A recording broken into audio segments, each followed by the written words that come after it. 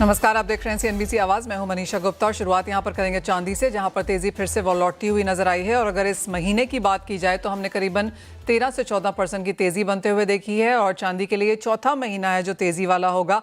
और साथ ही साथ जिस तरह के रिटर्न्स हमने आते हुए देखे हैं, करीबन 88% की तेजी चांदी में इस साल भारतीय बाजारों में। साथ ही बात करेंगे यहाँ पर प्याज की, जहाँ पर लगातार भाव गिरने की वजह से किसानों को उनके सही दाम नहीं मिल पा रहे। क्या है डिटेल्स, इस पर भी होगी चर्चा। हमारे साथ जुड़ रहे हैं सिल्वर जोन के Hardik Ranawat, horticulture produce export association के वीपी विकास सिंह, साथ ही गंगानगर कमोडिटीज के VP Amit Khare and commodity Samachar securities के को फाउंडर अंकित कपूर। आप सबका कार्यक्रम में स्वागत है। अंकित, पहले यहाँ पर सोने चांदी से ही शुरुआत कर लेते हैं, क्योंकि जिस तरह की बढ़त पिछले 2-3 सेशंस में देखने को मिली है, ऑन चार्ट्स कैसी नजर आती है? यूएस का डेटा कल आ चुका, आज और भी यहाँ पर मार्केट्स में आने वाला है और उसके बाद ऑफ कोर्स एक स्लाइटली लॉन्गर वीकेंड है यूएस के लिए थैंक्स गिविंग हॉलीडे के चलते। कैसे रीड करेंगे प्राइसेस को उससे पहले?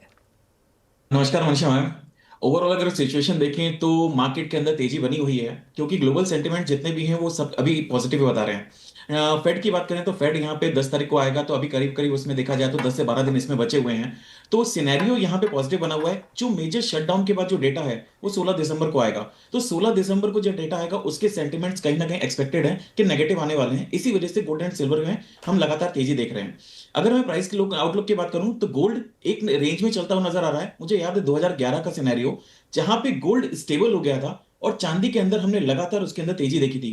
तो शायद वो सिनेरियो वापस से रिपीट होता हुआ नजर आएगा।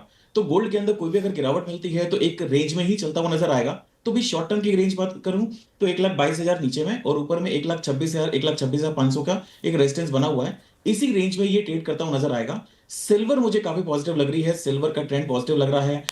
$55 एक मेजर रेजिस्टेंस है। जब तक वो लेवल को क्रॉस नहीं कर रहा है तब तक थोड़ा सा स्लगिशनेस हो सकती है, लेकिन मुझे एक्सपेक्टेशन नहीं है कि ये $48-45 वापस जाएगा। लेकिन जिस दिन ये $55 को तोड़ देगा या $55 के ऊपर क्रॉस करेगा तो बहुत जल्दी मुझे एक्सपेक्टेशन है कि $59 और $62 तक के टारगेट्स देखने को मिलेंगे।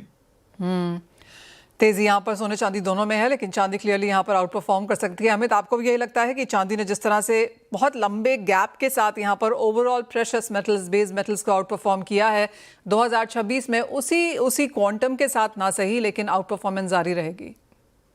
नमस्कार मनीषा जी, बिल्कुल अंकित जी ने बहुत अच्छे तरीके से ये चीजें सारी समझाई हैं और पॉजिटिव सेंटिमेंट बिल्कुल बने हुए हैं। हर फैक्टर जो है सोने चांदी में तेजी की ओर इशारा कर रहा है। कोई भी एक भी नेगेटिव फैक्टर अभी हाल फिलहाल नहीं है जो कि इसमें करेक्शन या बड़ी मंदी का संकेत दे। तो जो लॉन्ग टर्म के इन्वेस्टर हैं, ट्रेडर हैं, उनको बिल्कुल सोने चांदी में बने रहना चाहिए। अभी अगर हम रेंज की बात करें तो मेरे को लग रहा है सोना अभी जैसे फरवरी वायदा एक्टिव हो चुका है, तो फरवरी वायदे के लेवल में देना चाहूंगा। नीचे में 1,25,000 और 1,24,000 का एक बेस अच्छा जो है एज पर फरवरी वायदा बना रहेगा। ऊपर में मेरे को लग रहा है 1,32,000 से लेके 1,34,000 की रेंज जो है फर्स्ट क्वार्टर में 2026 में ही देखने को मिलेगी। अब अगर हम सिल्वर की बात करें तो मार्च 2026 वायदा सिल्वर अभी 166 के आसपास चल रही है। 1,55 इसका बेस हो जाएगा, जो लास्ट चांदी का 1,50 के आसपास बेस था। तो मार्च वायदे के अकॉर्डिंग 1,55,000 इसका एक बेस प्राइस रहेगा। ऊपर में मेरे को लग रहा है 1,80,000 के आसपास के भाव जो है सिल्वर में भी फर्स्ट क्वार्टर में देखने को मिलेंगे। इस साल चांदी में लगभग 80 से 90% की तेजी देखने को मिली, सोने में भी लगभग 50% की तेजी देखने को मिली, जो कि अगले साल मेरे को लग रहा है 20 से 30% के आसपास तक हो सकता है। जी मनीषा जी। तो सोने चांदी में खरीदारी यहाँ पर जारी रह सकती है और अगले साल आपको हायर हाइज यहाँ पर दिखा भी सकते हैं। अमित, यहाँ पर अगर मेटल्स की बात की जाए और अगर सिर्फ यहाँ पर कॉपर को देखें तो क्लियरली एक बेहतर परफॉर्मेंस वहाँ से देखने को मिली है। किस तरह के लेवल्स यहाँ वॉच करेंगे ये साल खत्म होने से पहले? और आपको लगता है जो ये सारी बातें की जा रही हैं कि अगले साल डिमांड और निकल कर आएगी, चाइना स्टिमुलस भी ले पाएगा, शायद ट्रेड टैरिफ कंसर्न थोड़ी सी कम होती हुई दिखेंगी, कितना फायदा इसको कॉपर को मिलेगा?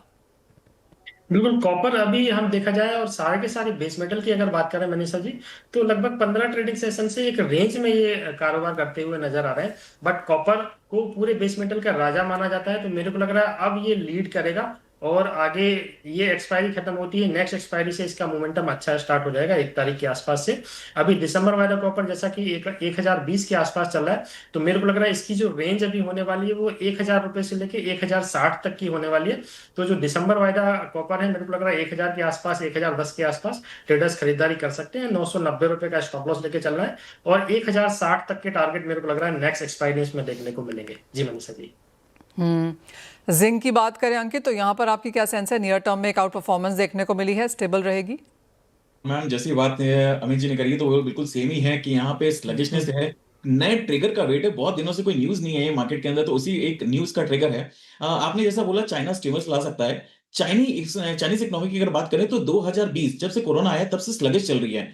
लेकिन आने वाले टाइम में मुझे लगता है कि इसके अंदर रिवाइवल देखने को मिलेगा और बहुत अच्छी वापस से जैसे ही चाइना रिवाइव करेगा, हमें बेस मेटल प्राइसेस के अंदर तेजी देखने को मिलेगी। जिंक कुछ समय के लिए अभी स्लगिश है, तो 305 का ऊपर में रेजिस्टेंस है, 295 से लेके 290 के बीच में एक सपोर्ट जोन बन रहा है। अभी इसी रेंज में ट्रेड करता हुआ नजर आएगा। आज वैसे भी थैंक्सगिविंग डे है, इवनिंग सेशन में कोई बहुत ज्यादा इसके अंदर ट्रिगर देखने को नहीं मिल रहे हैं। एब्सोल्युटली। कच्चा तेल आपकी स्क्रीन पर लेके आएंगे, क्योंकि यहाँ पर अगर प्राइसेस देखे जाएं तो लगातार गिरावट देखने को मिली है। लगातार 4 महीने से ये मंदी में कारोबार कर रहा है। कुछ बहुत खरीदारी निचले स्तरों पर जरूर देखने को मिली है, लेकिन जिस दिन हम 1, सवा 1, 1.5% की तेजी देखते हैं अंकित, शाम तक न्यूयॉर्क सेशन तक देखते हैं, फिर वहीं पर मुनाफा वसूली आती हुई। तो बाकी जो हाल मेटल्स का है, काफी हद तक वही हाल क्रूड ऑयल का।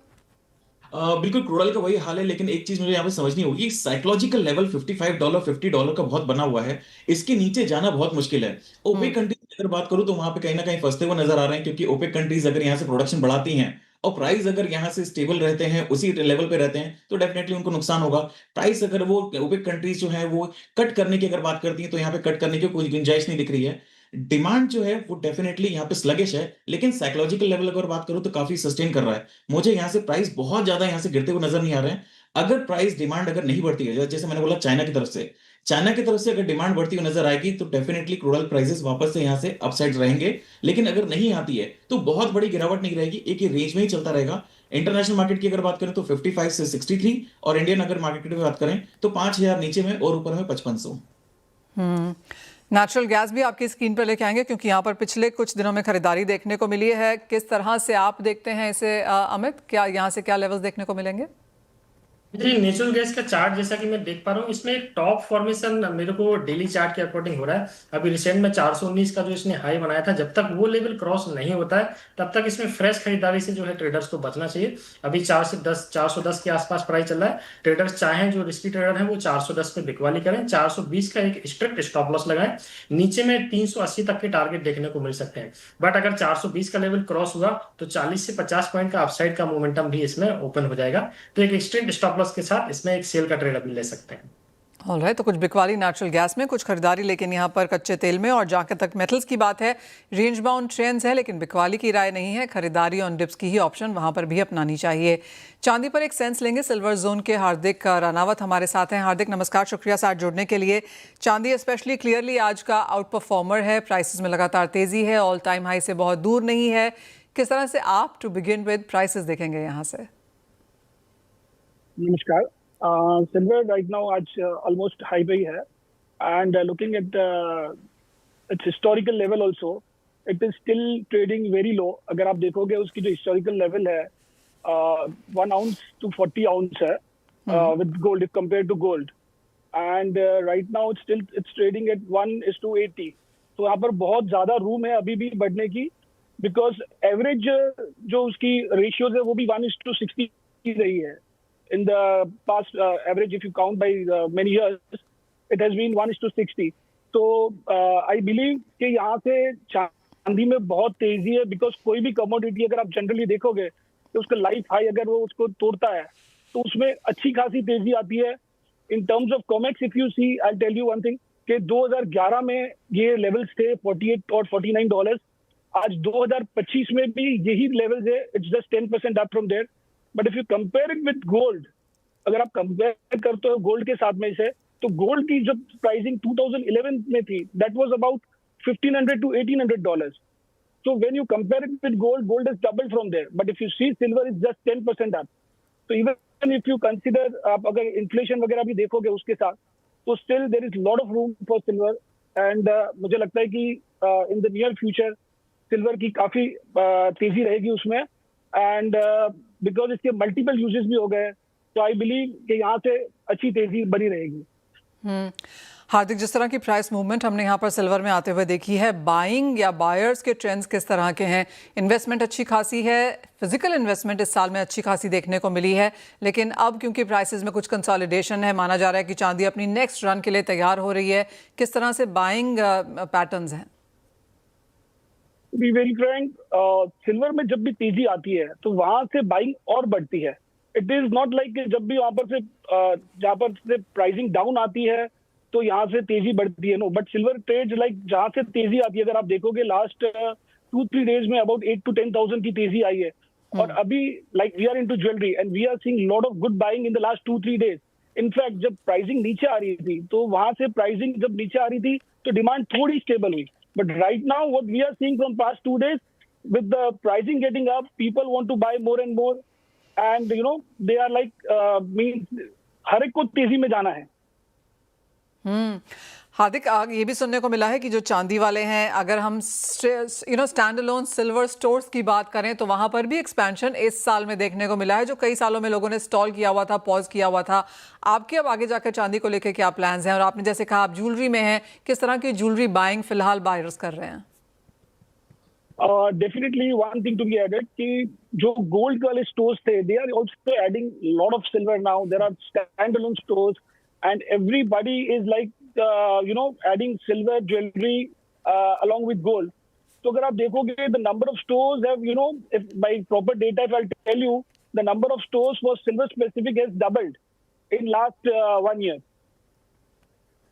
ओह वाह। एंड जो ज्वेलरी जैसे आप कह रहे हैं डिमांड बढ़ती हुई नजर आ रही है, तो वो किस तरह की ज्वेलरी है? क्या खरीद रहे हैं लोग? See, lot of fashion jewelry been selling. अगर आप देखोगे आजकल के जो ट्रेंड्स है इन द कॉलेज के जो बच्चे हैं वो काफी ये सारी ज्वेलरी पसंद करते हैं and it is very pocket friendly because if I tell you the silver rings are about 2 to 3 grams and it cost nothing, right?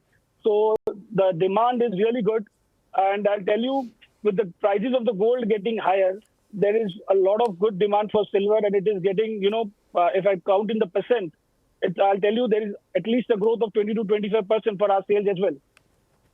This is ये कंपैरिजन टू लास्ट ईयर है? Yeah, comparison to last year. हार्दिक, एक और चीज़ है, जिस तरह से यहाँ पर सिल्वर की बाइंग हमने अच्छी खासी आते हुए देखी है, और ये चीज़ हमें कई लोगों ने बताई है कि सिल्वर आर्टिफैक्ट्स या स्टैचूज में शायद गिरावट देखने को मिली है डिमांड में, लेकिन ज्वेलरी की डिमांड यहाँ पर काफ़ी बेहतर हुई है। और साथ ही साथ pure investment in sense of coins and bars यहाँ पर बढ़ता हुआ नजर आया है। ये एक पैटर्न हमने दिवाली के टाइम में आता हुआ देखा था, क्या ये अभी भी जारी है? Generally during Diwali period, वो period ही ऐसा होता है कि people tend to buy more of the bullion and all that. But right now the demand for bullion is not that much. But for jewelry, आपको मैं बताऊंगा कि बहुत अच्छी डिमांड है. And right now the month of December, right? So it's kind of marriage season, right? From here you have 1 month of full marriage and everything. So the demand is really more and it's getting better and better. And we believe it's gonna grow too much. Alright Hardik, बहुत शुक्रिया साथ जुड़ने के लिए। और बहुत ही positivity वहाँ पर चांदी के मार्केट्स में ऑफ कोर्स है। प्राइसेस ऊपर जाएंगे ये हमें हमारे एक्सपर्ट्स भी बता रहे हैं, लेकिन जिस तरह की डिमांड है, शोरूम्स यहाँ पर बढ़ते हुए नजर आए हैं, डिमांड पिछले साल के कंपैरिजन में ज़्यादा है, तो चांदी ने ना सिर्फ प्राइसेस में आपको बेहतर रिटर्न्स दिए हैं but for industry as well काफ़ी स्ट्रॉन्ग नंबर्स क्रिएट किए हैं। बल इसी के साथ बहुत शुक्रिया हार्दिक आज जुड़ने के लिए। नमस्कार, स्वागत है आपका। हमारे साथ हॉर्टिकल्चर प्रोड्यूस एक्सपोर्टर एसोसिएशन के वीपी विकास सिंह हैं। विकास नमस्कार, शुक्रिया साथ जुड़ने के लिए। और जिस तरह से काफ़ी सारी खबरें काफ़ी सारी स्टेट से आ रहे हैं, स्पेशली एमपी से, जहां पर ये माना जा रहा है कि प्याज के भाव जो किसान हैं वो अब 1 से 2 से 3 रुपए प्रति किलो में बेच रहे हैं। कंसर्न्स हैं, जो उनकी इनपुट कॉस्ट है वो भी यहाँ पर निकलती हुई नज़र नहीं आ रही है। अच्छी खासी प्रोडक्शन है, एक्सपोर्ट्स के ऊपर रिस्ट्रिक्शंस है। कैसे देखते हैं आप पूरा सिनेरियो अभी? मैम, हमने लास्ट टाइम भी एक बार बात करी थी। उस समय अप्रैल में भारत सरकार ने सारे रेस्ट्रिक्शंस हटा दिए एक्सपोर्ट्स पर थे, और उस समय मैंने आपको कहा था कि इस साल प्याज के रेट्स नहीं बढ़ेंगे क्योंकि प्रोडक्शन का डाटा आ गया था हमारे पास जी। और इस साल हमने ऑलरेडी 10% हमारा प्रोडक्शन ज्यादा था। सरकारी डाटा के हिसाब से 307 लाख मेट्रिक टन थे, जबकि प्राइवेट एजेंसियां कह रही थी 317 लाख मेट्रिक टन थे हमारी प्रोडक्शन। उसी समय एक अंदेशा हो गया था कि इस साल मुश्किल होगी अंत में, अगर हम मतलब पहले से प्रोएक्टिव ना होते, तैयारी ना कर लेते। तो अभी क्या हुई है कि किसानों ने रबी ओनियन जो था, जो कि अप्रैल हार्वेस्टेड है, उसको स्टॉक करके रखा हुआ था, क्योंकि उनको अंदाजा था कि प्राइसेस बढ़ेंगे आगे जाके। चूंकि ओवर प्रोडक्शन था और एक्सपोर्ट्स में जो हमने बैन लगाया और रेस्ट्रिक्शन रखा एक्सपोर्ट्स में 2023-24 में, तो इस साल क्या हुआ, हमारा सबसे बड़ा जो बायर था, अगर आप डाटा देखोगी, जो बांग्लादेश है हमारा सबसे बड़ा बायर, वो सेल्फ डिपेंडेंट हो गया ओनियन पे। जी। बांग्लादेश के साथ सऊदी अरेबिया। अभी इस साल और एक हमारी, मतलब हमारी बदकिस्मती कह सकते हैं कि इस साल सिर्फ भारत ही नहीं, पूरे विश्व में हर प्याज उत्पादक देश में उत्पादन ज्यादा हुआ है, 30 से ओके। 40%। तो इन सब चीजों का इफेक्ट आया और अभी सिचुएशन आउट ऑफ कंट्रोल होने लगा। विकास, जिस तरह से एमपी से खबरें हैं, महाराष्ट्र में भी कई जगह से खबरें हैं कि प्याज की कीमतें काफ़ी गिरी हैं। मैं तो अभी भी 40 रुपए किलो पे ले रही हूँ। मैम, इसका हमेशा एक बड़ा एक गैप होता है, क्योंकि जो ग्रोवर है वो किसी को बेचता है और इस चेन में कम से कम 8 से 10 लोग इन्वॉल्व होते हैं, उनकी मार्जिन शेयर्ड होती है।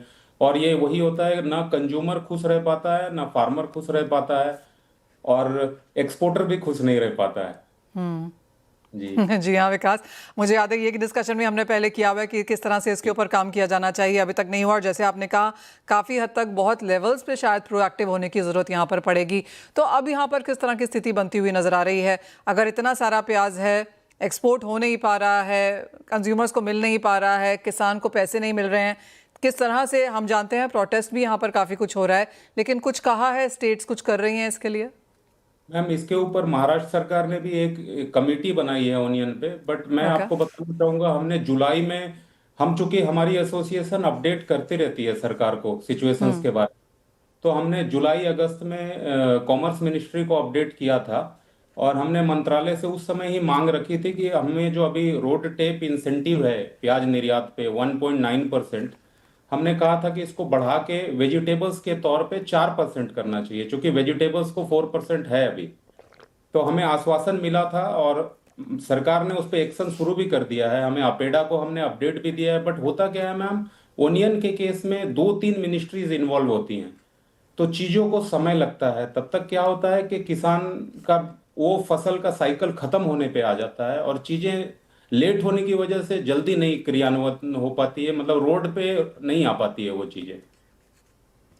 तो विकास, अब यहाँ से क्या करने की राय है? क्योंकि जैसे आपने कहा जुलाई अगस्त में बात हुई थी, हम ऑलरेडी यहाँ पर नवंबर दिसंबर में पहुँच चुके हैं, और जैसे आपने कहा कुछ खास यहाँ पर नहीं हुआ है। नई फसल कब तक आ जाती है? अब उसको लेकर किस तरह की चिंता है?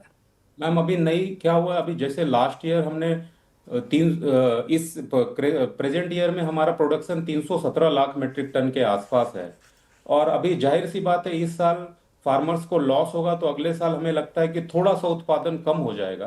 तो सिचुएशन में सरकार को अभी से, मैं आपको और एक चीज बताना चाहूंगा कि अगर इस एक्सपोर्ट, हमारे किसानों को सबसे ज्यादा नुकसान किसी ने पहुंचाया है तो पाकिस्तान और चाइना के किसानों ने पहुंचाया है। उन लोगों ने क्या किया, प्रोडक्शन बढ़ाया, और जब सबसे बड़ा निर्यातक भारत स्पर्धा से बाहर था बैन की वजह से, तो पाकिस्तान और चाइना ने कैटर किए, हमारे मार्केट में डीप पेनिट्रेशन किया।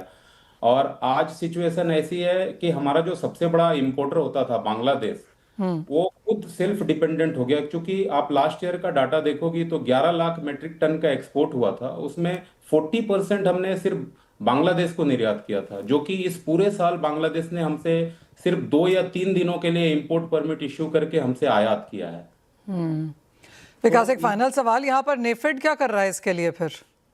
मैम, नेफेड क्या होता है, नेफेड को सरकार ने बनाया था किसानों के हित के लिए, बट नेफेड कंज्यूमर्स के प्रोटेक्शन पे चला गया। नेफेड का मैं आपको बस एक एग्जांपल देता हूँ। मार्च अप्रैल में नेफेड खरीद करता है प्याज को 15-16 रुपए में, और नाफेड आज 7 से 8 रुपए में कहीं बेचता है मार्केट में। और नाफेड की क्वांटिटी होती है मैम 3 लाख मेट्रिक टन। इस साल की उनकी परचेज जो है नाफेड एनसीसी मिला के, जो कि टोटल प्रोडक्शन का बस 1% है। बट ये क्या करते हैं, चूंकि मार्केट में बेचते हैं सस्ते रेट पे, तो हर डोमेस्टिक मार्केट्स में प्राइस नहीं बढ़ पाता है, उसका असर किसान पे होता है। तो क्लियरली काफी सारी जी विकास, काफ़ी सारी चिंताएं हैं जैसे आपने कहा, और जैसे कहा भी गया है कि जून जुलाई अगस्त से कोशिशें हो रही हैं कि जिस स्थिति में आज हम हैं हम वहां पर ना पहुंचे, लेकिन उसके बावजूद भी जैसे आपने कहा कि चाहे वो नेफेड है, चाहे वो 2-3 मिनिस्ट्रीज़ हैं जो यहाँ पर इन्वॉल्व है, सुनवाई ज़रूर है लेकिन ऑन ग्राउंड यहाँ पर बहुत कुछ फ़र्क पड़ता हुआ देखने को नहीं मिला है। आशा है कि अगला सीज़न आपके लिए यहाँ पर बेहतर जाएगा। पर लेकिन बहुत शुक्रिया विकास, हमें उन सारे चैलेंजेस से अवगत कराने के लिए। well, इसी के साथ एक ब्रेक का भी समय है, जब लौटेंगे तो लेकर आएंगे आवाज़ समाचार।